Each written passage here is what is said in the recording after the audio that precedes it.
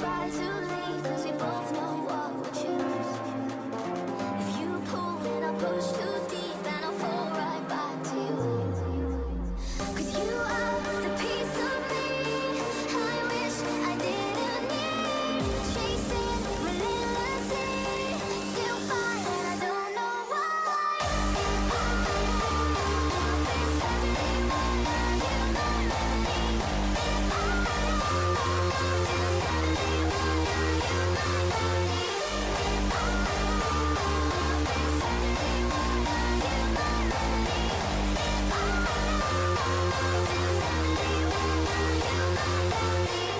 If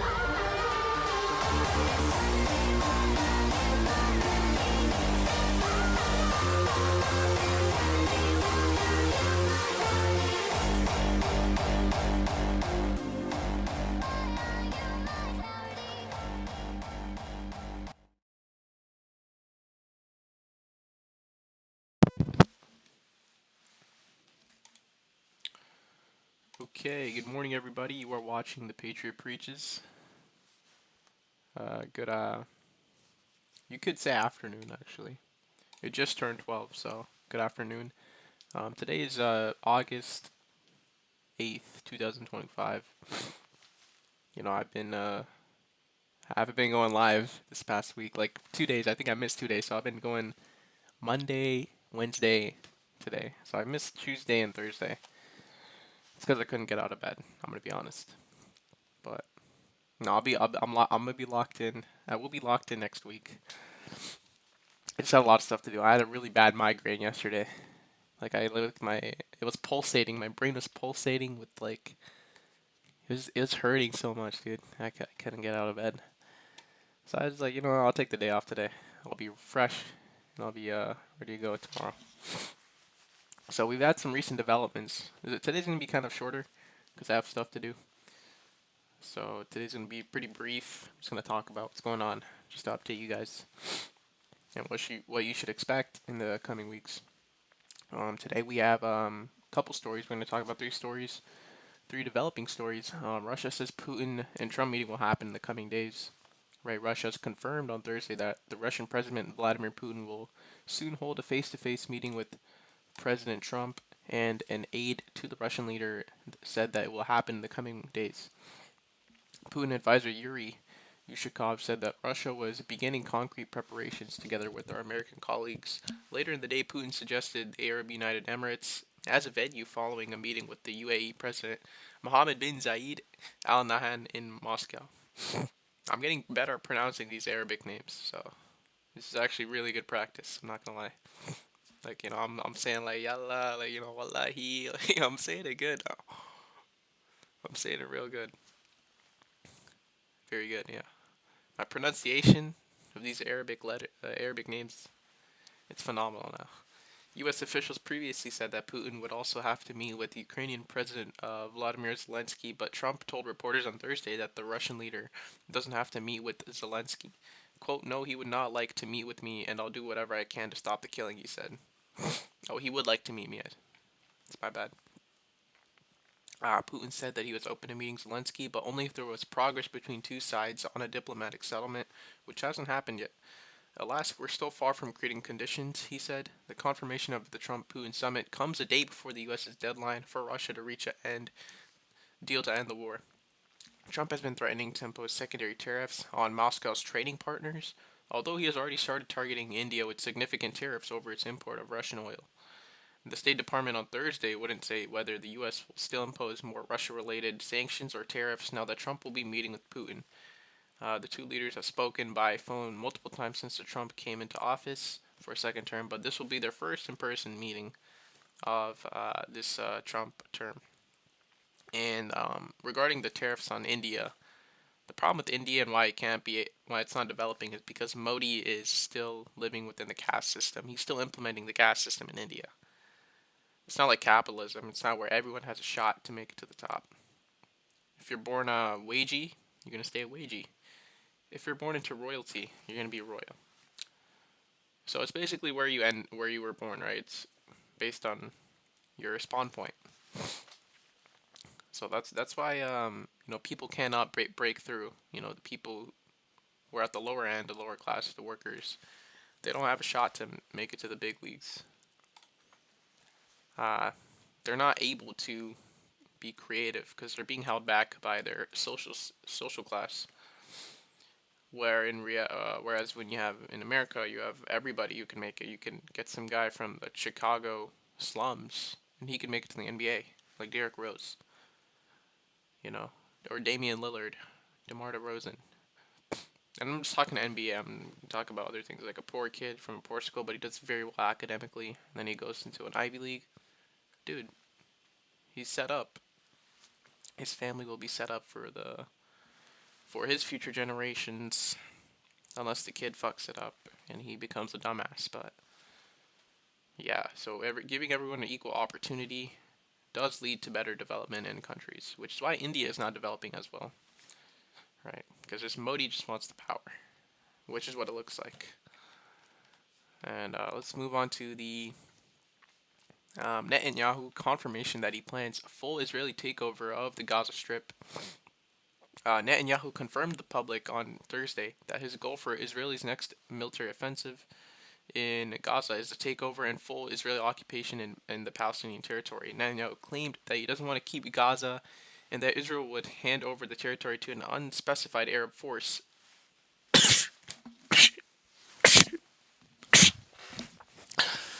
Oh my god.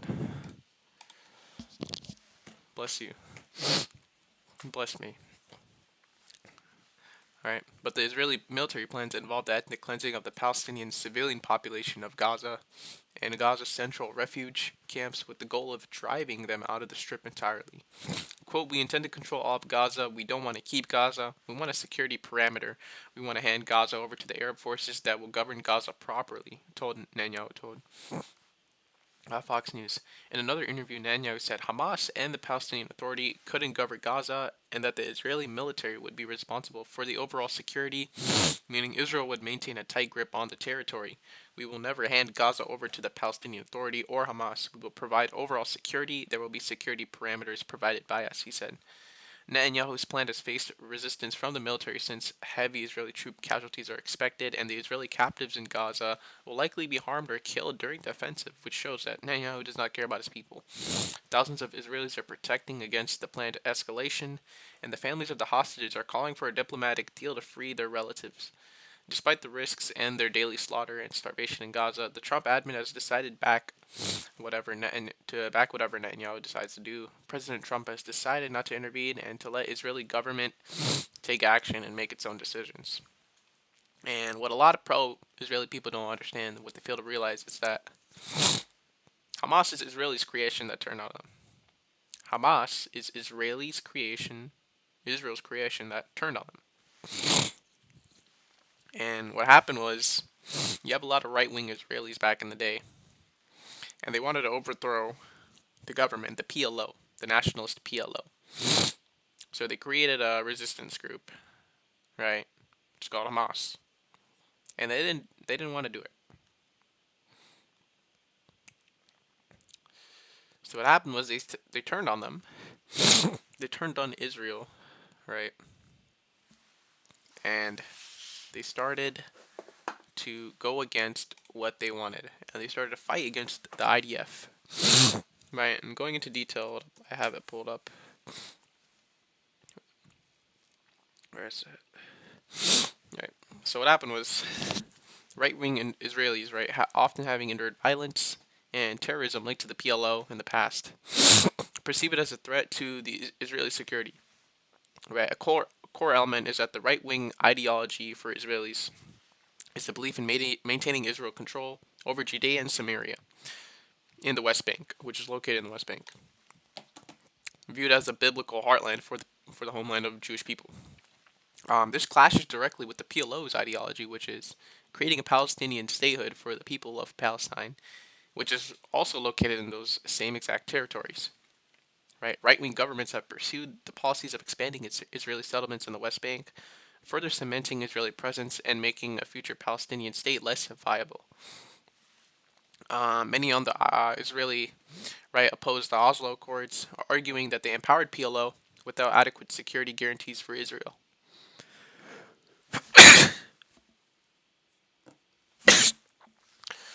Bro, I'm sneezing too much, bro. That's fucking annoying. Alright. They believed the Accords were a strategic blunder and created conditions for increased violence. Right-wing Israelis prioritize the Jewish character of the state and often express skepticism about Palestinian nationalism and self-determination, perceived by undermining Israeli sovereignty. And this is why, you know, Netanyahu funded Hamas, right? So what they're doing, it's like a pincer technique. They have Hamas attacking, but they're backing Hamas, so then they are the victims. Optics-wise, they're gonna come out on top because they're being attacked, but they're funding the attackers to make them look like the victims, to make Israel look like the victims. That's what's happening. And I see a bunch of kids on TikTok, grown men even, talking about, oh, Hamas is stealing the food. Hamas is bad. Hamas is evil. No shit. I mean, you guys, Israel literally created them. Of course you're gonna be evil. IDF created that.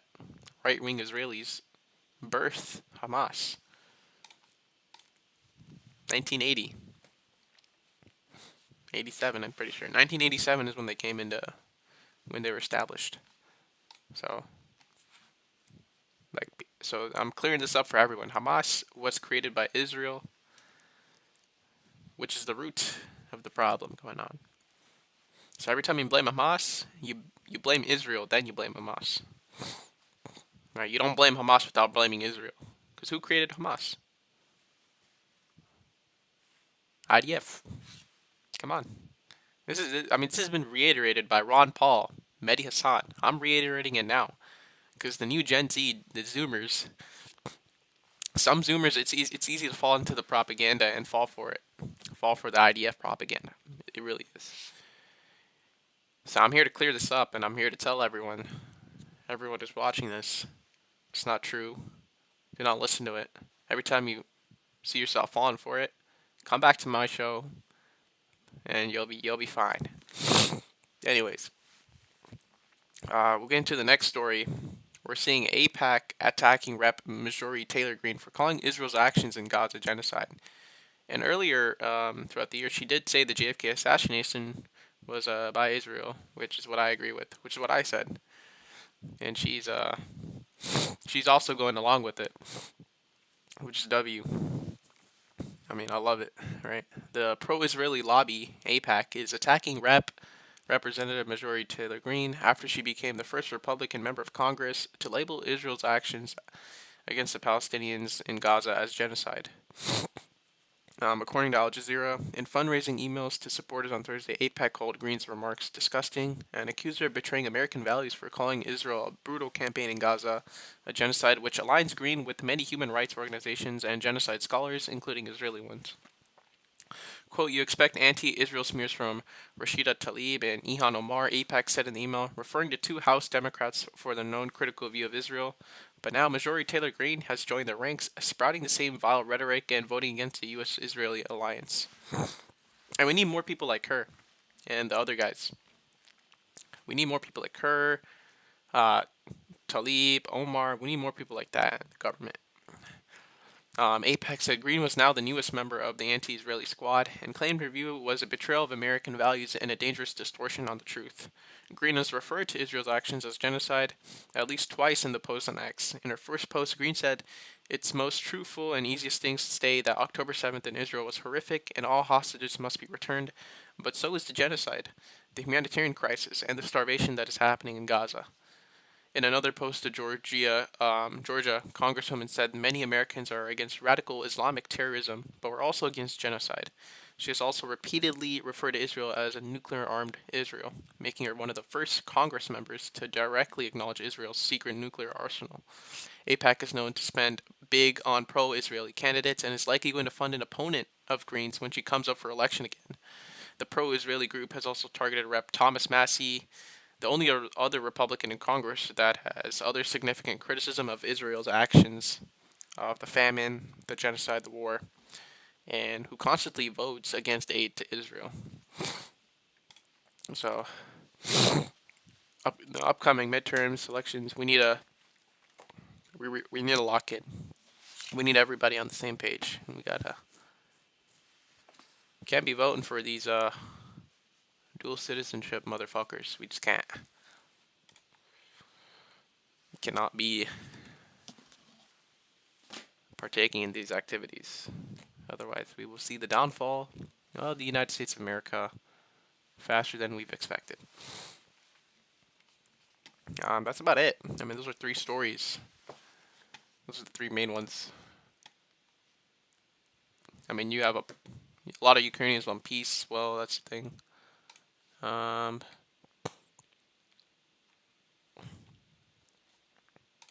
So how they're gonna, how they're gonna take over Gaza? So what's gonna happen? The Strip. Let's see. What are they saying?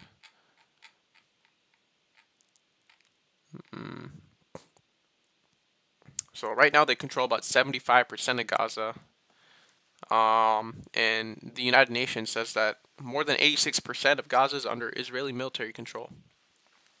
The main part outside its control is the coastal strip stretching from Gaza City in the north to Khan Yunis in the south. Many of the 2 million Palestinians in Gaza have squeezed into tents, makeshift shelters, and apartments that stretch of land. So, yeah, it's near the ocean. That's the part that's south near the ocean on the edge. That's the part that's not being conquered yet by IDF.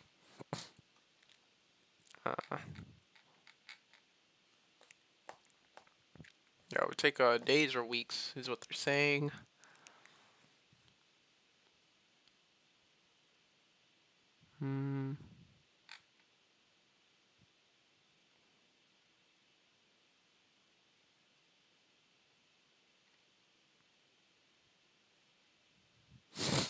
Hamas is saying that occupying Gaza City and evacuating its residents would constitute a new war crime. We warn the criminal occupation that this criminal adventure will exact a great price, Hamas said in a statement. The militants did not say in detail how they would respond, but Hamas has resisted calls to surrender throughout the war, and despite heavy losses among its leadership, it has continued to recruit new fighters.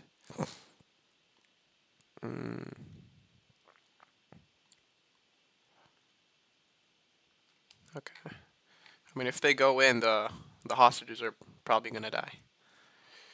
Yeah, the plan. Yes, the plan was always to conquer. Yeah, so I mean, they're fighting the military that they created in 1987. So this is very it's like you're creating your own enemy. They created their own enemy in 1987. You know, it didn't go the way they wanted to, and now they're fighting their own creation. That's about it for now. And what they're gonna start doing is they're gonna start annexing. Like they're gonna go start going inwards. They started with the buffer zone. They're gonna keep slowly going in and in and in. The Gaza Strip. They're gonna squeeze it. They're gonna squeeze the life out of Gaza. Uh, let's see what else. I mean, that's about it. Yeah, those are the three developing stories that that's happening currently. Z-bar. This is good. Like at night, when you're watching a movie, you gotta eat. You have to eat a Z-bar. Z-bar, you know. Z-bar. Yeah. All right. All right. I'm gonna go because I have stuff to do. I'm not gonna beat. I don't beat anymore. I stopped beating. But yeah, I'm gonna go. Eat some food. I'll see you guys on Monday. Thanks for watching, Emmer. I know you just watched like 3 minutes of it, but whatever. I'll see you guys